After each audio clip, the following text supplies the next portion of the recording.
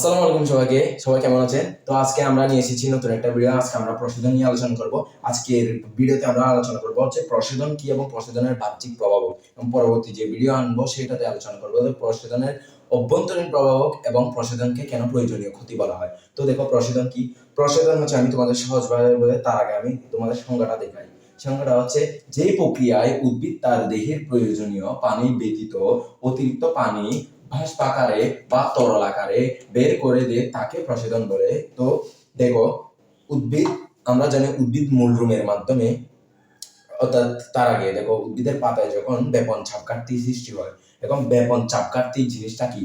বেপন চাপকাঠি জিনিসটা হচ্ছে, তোমরা দেখো, আমরা অর্থাৎ একই একই বায়ুমণ্ডলীয় চাপ একই বায়ুমণ্ডলীয় চাপ ও একই বায়ুমণ্ডলীয় চাপ ও তাপমাত্রায়, অর্থাৎ একই বায়ুমণ্ডলীয় চাপ ও তাপে বেশি ঘনত্বের এলাকা থেকে কম ঘনত্বের এলাকায়, বেশি ঘনত্বের এলাকা থেকে, অর্থাৎ দেখো, বেশি ঘনত্বের এলাকা থেকে কম ঘনত্বের এলাকার দিকে কোনো কিছু যাওয়াকে, অর্থাৎ কোনো কিছু বেপিত হওয়াকে বেপন চাপ বলে। এখন বেপন চাপ, যে কোনো দ্রবণ ও দ্রাবকের মধ্যে বেপন চাপের পার্থক্যকে বলা হয় বেপন চাপ ঘাটতি। তো যখন পাতার মধ্যে বেপন চাপ ঘাটতি সৃষ্টি হয়, তখন জাইলেম বাহিকায় টান পড়ে। জাইলেম বাহিকায় যখন টান পড়ে, তখন উদ্ভিদ তার মূলরুমের মাধ্যমে মাটি থেকে মাটি থেকে খনিজ পদার্থ ও পানি শোষণ করে সেগুলো পাতায় পৌঁছায় উদ্ভিদ তার প্রয়োজনীয় যেগুলো কাজ রয়েছে সেগুলোতে পানি ব্যবহার করে। এবং যেগুলো অতিরিক্ত পানি থেকে যায় সেগুলো সে কি করবে? অবশ্যই সেগুলো সে বাইরে বের করে দিতে চাইবে। তো সেগুলো বাইরে বের করে দেওয়ার প্রক্রিয়াকে বলা হয় প্রশোধন। অর্থাৎ যে প্রক্রিয়ায় উদ্ভিদ তার দেহের প্রয়োজনীয় পানি ব্যতীত অতিরিক্ত পানি ভাস্প আকারে বা তরল আকারে বের করে দেয়, তাকে বলা হয় হচ্ছে প্রশোধন। এটা দেখতে পুরাপুরি আমাদের রেচনের মতো না। দেখো, আমাদের দেহে যেগুলো পানি আমরা পান করি, পান করার পর প্রয়োজনীয় পানিগুলো দেহের বিভিন্ন জায়গায় গিয়ে ওদের বিভিন্ন কাজ করে, এবং অতিরিক্ত যে পানিগুলো থাকে সেগুলো আমাদের মূত্র, ঘাম এবং বিভিন্ন মাধ্যমে বাইরে হয়ে যায়। তো এটা তাহলে তোমরা এরকম এটা রেচনের প্রক্রিয়ার মতন মনে রাখতে পারো। পুরোপুরি রেচন না হলেও এটা প্রায় রেচনের মতন, লাইক রেচন। তো দেখো, উদ্ভিদ কিন্তু সেখানে তরল আকারেও বের করে, আবার ভাস্প আকারেও বের করে। তো তরল আকারে কিভাবে? তরল আকারে মনে রাখবে, তরল আকারে তিনটা উদ্ভিদ তরল আকারে তার দেহের প্রয়োজনীয় পানি ভিতরে অতিরিক্ত পানি বের করে দেয়। সেটা হচ্ছে ঘাস, টমেটো, কচু।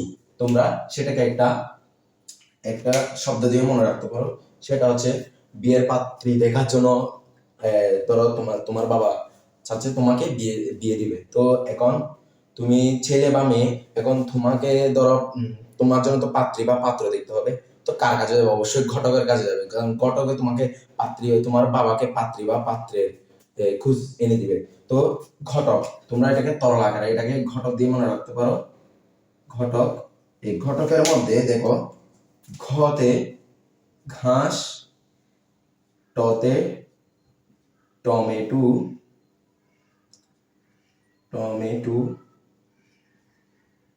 কতে কচু।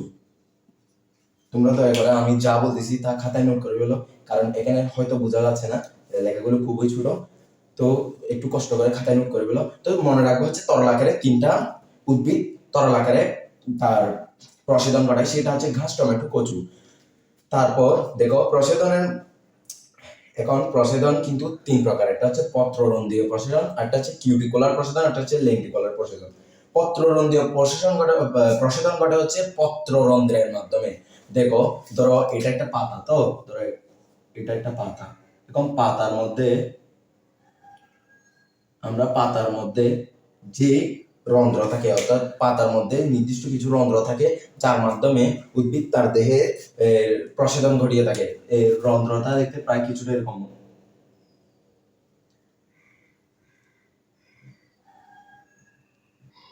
দেখো, এই দুইটা কোষকে বলা হয় হচ্ছে গার্ড সেল বা রক্ষী কোষ। এই দুইটা কোষকে বলা হয় গার্ড সেল বা রক্ষী কোষ। আর এটা হচ্ছে একটা রন্ধ্র, যার মাধ্যমে উদ্ভিদ তার দেহে প্রসারণ ঘটিয়ে থাকে। তো মনে রাখবে, পত্ররন্ধ্রীয় প্রসারণ ঘটে প্রায় 90 থেকে 95% পত্ররন্ধ্রের মাধ্যমে প্রসারণ ঘটে। আরটা হচ্ছে কিউটিকুলার। কিউটিকুলার দেখো, উদ্ভিদের বহিত্বকে বিশেষ করে পাতার উপর যে আবরণ থাকে তাকে কিউটিকুলার বলে। এই কিউটিকুলারের মাধ্যমে উদ্ভিদ যে প্রসারণ করে তাকে বলা হয় কিউটিকুলার প্রসারণ। আরটা হচ্ছে দেখো লেন্টিকুলার প্রসারণ। এখন লেন্টিকুলার প্রসারণ আমি বলি। লেন্টিকুলার প্রসারণ হচ্ছে উদ্ভিদের গৌণ বৃদ্ধি অথবা অতিরিক্ত বৃদ্ধির ফলে উদ্ভিদের বাকল ফেটে যায়। ফেটে যাওয়ার মাধ্যমে যে প্রসারণ ঘটে তাকে বলা হয় লেন্টিকুলার প্রসারণ। তোমরা একটা জিনিস দেখো, কিছু উদ্ভিদ দেখবে, বড় বড় উদ্ভিদগুলো দেখবে, ধরো আমি তোমাকে চিত্রটি বুঝাই।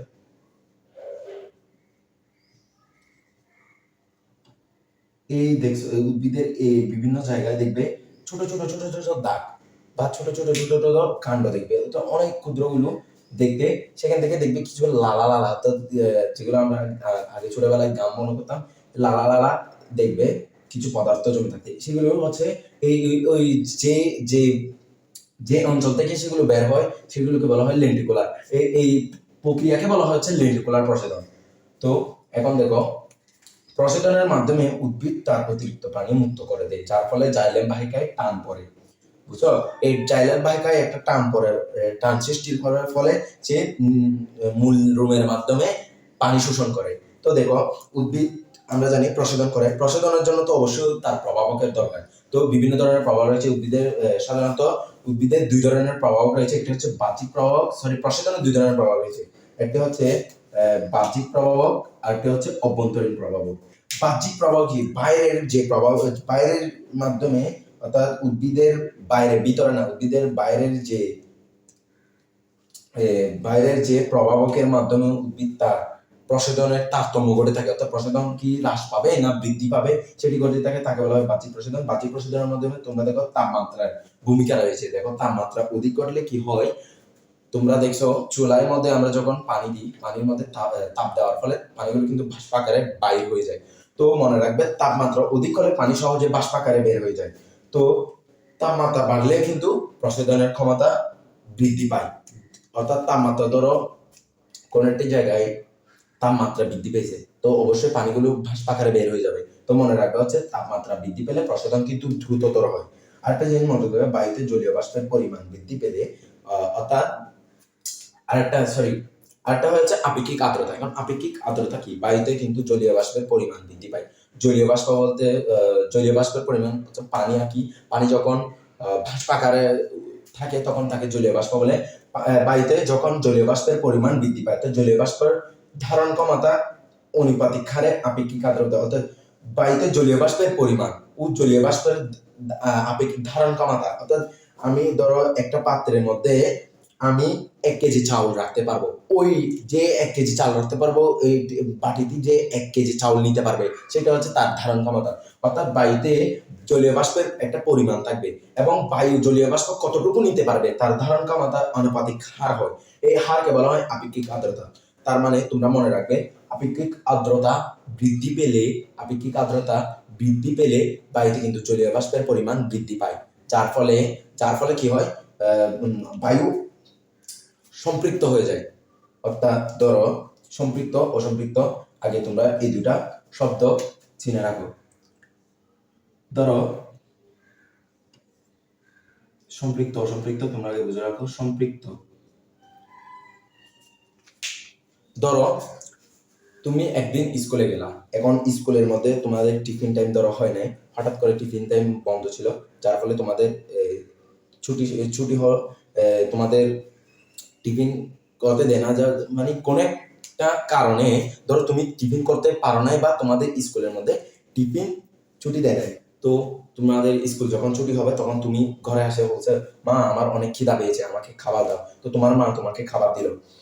এখন তোমাকে যে তোমার মা খাবার দিল, সেখানের মধ্যে দেখো তোমার মা খাবার দিছে, 1 প্লেট দিছে, তুমি খাইছো, খাওয়ার পর কিন্তু তোমার খিদা মিটে নাই। এখন তোমাকে আরেক প্লেট দিল, আরেক প্লেট ওটাও খাইলা, ওটা খাওয়ার পর তোমার কিন্তু আবার পেট ধরে নাই, আবার দিল, আবার 1 প্লেট খাইলা, খাওয়ার পর তাও তোমার পেট মানে হালকা বসছে, হালকা বড় নেই, এরকম আর কি, ধরো মাঝামাঝি। এখন তোমার মা আবার জিজ্ঞাসা করতেছে তোমাকে কি আবার 1 প্লেট খাবার দিব? এখন তুমি বলতেছো দিলে দিতে পারেন, অর্থাৎ দিলে দিতে পারেন। তো আবার তোমার মা তোমাকে আরেক প্লেট খাবার দিল, যদিও তুমি খাইতে পারবে না আমি জানি। এখন ওই 1 প্লেট খাওয়ার পর তোমার পেট পুরোপুরি ভরে গেল। এখন দেখো, ধরো এটা তোমার পেট, এখন খাবারগুলো খাওয়ার পর তোমার পেট কিন্তু সম্পূর্ণ ভরে গেল, সম্পূর্ণ ভরে সামান্যটুকু জায়গা নেই। এই সামান্যটুকু জায়গা মানে সম্পৃক্ত, এটি সম্পৃক্ত, এটিকে বলা হয় সম্পৃক্ত। আবার দেখো, তুমি যখন 3 বার নিলা, 3 বারের মধ্যে 4 বার নিতে চাইছো, তখন দেখো তোমার 50-50, অর্থাৎ তোমার কিছু কি দা আছে, পেট অর্ধেক বসছে অর্ধেক বড় নেই, ওইটাকে বলা হয় হচ্ছে অসম্পৃক্ত,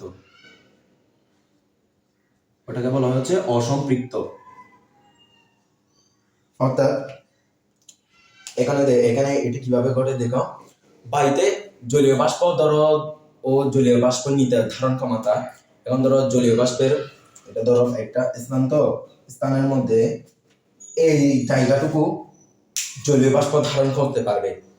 এখন যদি এই জায়গাটুকু পরিপূর্ণ হয়ে যায় তাহলে সেটা হবে হচ্ছে সম্পৃক্ত, আর যদি এই জায়গাটুকু পরিপূর্ণ না হয়ে অর্ধেক জলীয় বাষ্প পরিপূর্ণ হয় তাহলে সেটা হবে অসম্পৃক্ত। অর্থাৎ মনে রাখবে, বায়ুতে জলীয় বাষ্পের পরিমাণ বেড়ে গেলে বায়ুটি কিন্তু সম্পৃক্ত হয়ে যায়। অর্থাৎ সম্পৃক্ত হয়ে গেলে সে পাতা থেকে কিন্তু আর জলীয় বাষ্প নিবে না, পানি যে বাষ্প আকারে পানি বের করে দিবে সেটা আর নিবে না। অর্থাৎ বায়ুতে জলীয় বাষ্পের ধারণ ক্ষমতা বৃদ্ধি, ধারণ ক্ষমতা পরিপূর্ণ হয়ে গেলে, সম্পৃক্ত হয়ে গেলে জলীয় বাষ্প কিন্তু আর নিবে না। তাই মনে রাখবে, আপেক্ষিক আর্দ্রতার বৃদ্ধির ফলে প্রসাধনের হার কমে যায়। অর্থাৎ আপেক্ষিক আর্দ্রতা বৃদ্ধি পাইছে, তার ফলে দেখো জলীয় বাষ্পের কিন্তু পরিমাণ বৃদ্ধি পাইছে, জলীয় বাষ্পের পরিমাণও বৃদ্ধি পাইছে, আপেক্ষিক আর্দ্রতা বায়ুটি সম্পৃক্ত হয়েছে, বায়ুটি আর কিন্তু জলীয় বাষ্প নিবে না, তাহলে কি হবে, প্রসাধনের হার কমে যাবে। আবার দেখো, বায়ুটি যখন অসম্পৃক্ত থাকবে, আপেক্ষিক আর্দ্রতা যখন কমে যাবে, জলীয় বাষ্পের পরিমাণ যখন কমে যাবে, তাহলে সেখানে জায়গা থাকবে না, অবশ্যই সে ওই বেশি ঘনত্বের অর্থাৎ পাতা থেকে যে জলীয় বাষ্প সেগুলো কিন্তু সে নিবে। তাহলে মনে রাখবে, তোমাদের মনে রাখতে হবে যে আপেক্ষিক আর্দ্রতা কম হলে প্রসাধনের হার বৃদ্ধি পাবে, আপেক্ষিক আর্দ্রতা বেশি হলে প্রসাধনের হার কমে যাবে। আর একটা গুরুত্বপূর্ণ প্রভাব হচ্ছে আলো। এখন দেখো, আলো আলো হচ্ছে একটা গুরুত্বপূর্ণ প্রভাব। দেখো, আলোর মাধ্যমে কিন্তু আমাদের গরম লাগে, একটা জিনিস খেয়াল করবে, যখন আমরা পড়তে বসবো ওই লাল লাল যেগুলো বলে লাল লাল আলো দেয়। এখন তুমি ধরো লাল আলো আলো আলো আসলে কিন্তু আমাদের গরম লাগে, আলোর ফলে কিন্তু তাপমাত্রার তারতম্য ঘটে। তাই মনে রাখবে, আলো যেখানে আলো বেশি হবে সেখানে প্রসাধনের হার বৃদ্ধি পাবে। তা আরো একটা জিনিস দিয়ে মনে রাখতে পারো, সেটা হচ্ছে আলো যেখানে আলো থাকবে সেখানে কিন্তু পত্ররন্ধ্র খুলে যাবে, আলোর উপস্থিতিতে পত্ররন্ধ্র খুলে যায়। তো পত্ররন্ধ্র খুলে যায় মানে পাতার ভিতর থেকে যে অপ্রয়োজনীয় যে পানি সেগুলো বাষ্প আকারে বাইরে হয়ে যাবে। তাই মনে রাখবে, আলোর তারতম্যের ফলে প্রসাধনের হার হ্রাস বৃদ্ধি ঘটে। অর্থাৎ আলো থাকলে পত্ররন্ধ্র খুলবে, প্রসাধন হবে, আলো না থাকলে অন্ধকারের মধ্যে পত্ররন্ধ্র বন্ধ থাকবে, প্রসাধন হবে না। আর একটা জিনিস আমি কিন্তু বলছি, প্রথমে বলছি যেটা আলোর ফলে কিন্তু তাপমাত্রার বৃদ্ধি ঘটে। তো মনে রাখবে, আলো বেশি হলে তাপমাত্রা বেশি হয়। তাহলে তাপমাত্রা বেশি হলে কি হয়, তাপমাত্রা বেশি হলে আমরা কিছুক্ষণ আগে দেখেছি তাপমাত্রা বেশি হলে প্রসাধনের হার বৃদ্ধি পায়। আবার আলো কম হলে কিন্তু তাপমাত্রা কম হয়, আলো কম হলে মানে তাপমাত্রা কম হয়েছে মানে কি, প্রসাধনের হার কমে যাবে। তারপর আরেকটা জিনিস হচ্ছে বায়ু প্রবাহ। বায়ু প্রবাহের ফলে কিন্তু পত্ররন্ধ্রগুলো আন্দোলিত বলতে নাড়াচাড়া করে। তবে যখন বৃষ্টির সময়, বৃষ্টির আগে যে কালবৈশাখী ঝড়ের সময় কিন্তু পত্ররন্ধ্র কিন্তু অতিরিক্ত আন্দোলিত হয়, অর্থাৎ বাতাস করলে পাতাগুলো কিন্তু নড়াচড়া করে। পত্ররন্ধ্রের আন্দোলিত হওয়ার ফলে পত্ররন্ধ্রের মধ্যে কিন্তু এক ধরনের চাপ সৃষ্টি হয়। অনেক চাপ সৃষ্টি হলে ও চাপগুলো সৃষ্টি হয়েছে, তাই চাপের ফলে পানিগুলো বাইরে হয়ে যাবে না। তাই মনে রাখবে, বায়ু প্রবাহের ফলে পত্ররন্ধ্রের চাপ সৃষ্টি হয়, যার ফলে বায়ু প্রবাহের মাধ্যমে প্রসাধনের হার বৃদ্ধি পায়। আবার বায়ু প্রবাহ কম হলে পত্ররন্ধ্র কম নড়াচড়া করবে, তাই পত্ররন্ধ্রের মধ্যে চাপ কম হবে, কিন্তু বাইরে জলীয় বাষ্পের মধ্যে কিন্তু চাপ বেশি হবে, যার ফলে জলীয় বাষ্পের পরিমাণ, যার ফলে বায়ু প্রবাহ কম হলে প্রসাধনের হার কম হবে, বায়ু প্রবাহ বেশি হলে প্রসাধনের হার বেশি হবে। আরেকটা জিনিস মনে রাখবে, বায়ু প্রবাহের মাধ্যমে কিন্তু বাইরে জলীয় বাষ্পের কিন্তু একটি চাপ সৃষ্টি হয়, জলীয় বাষ্পের মধ্যে চাপ সৃষ্টি হয়, অর্থাৎ বাইরের চাপ বেশি ভিতরে চাপ কম, তাহলে প্রসাধন কম হবে। আবার ভিতরে চাপ বেশি বাইরের চাপ কম, তাহলে চাপের ফলে পানি বাষ্প আকারে বাইরে হয়ে যাবে এবং প্রসাধনের হার বৃদ্ধি পাবে। এ হচ্ছে তোমাদের প্রসাধনের প্রকারভেদ ও তার বাহ্যিক প্রভাব। আমি পরবর্তী ভিডিও যেটি আনবো সেখানে কিন্তু আমি অভ্যন্তরীণ প্রভাব ও তোমাদের প্রসাধনকে বিজ্ঞানী কার্টিস কেন অপ্রয়োজনীয় ক্ষতি বা নেসেসারি ইভেল নামে অভিহিত করেছেন তা নিয়ে আলোচনা করব। তো আমার ভিডিওটা যদি ভালো লেগে থাকে তাহলে একটা লাইক করে দিবে, এবং এরকম ছোটখাটো বিষয় নিয়ে যদি জানতে চাও তাহলে আমাদের কমেন্টে কিন্তু কমেন্ট করতে পারবে, আমাদের এই ভিডিওতে কমেন্ট করতে পারবে। কমেন্ট করলে কিন্তু তোমাদের যা প্রয়োজন তা নিয়ে আসার চেষ্টা করব। তো আজকে এই পর্যন্ত, সবাই ভালো থাকবেন। আসসালামু আলাইকুম।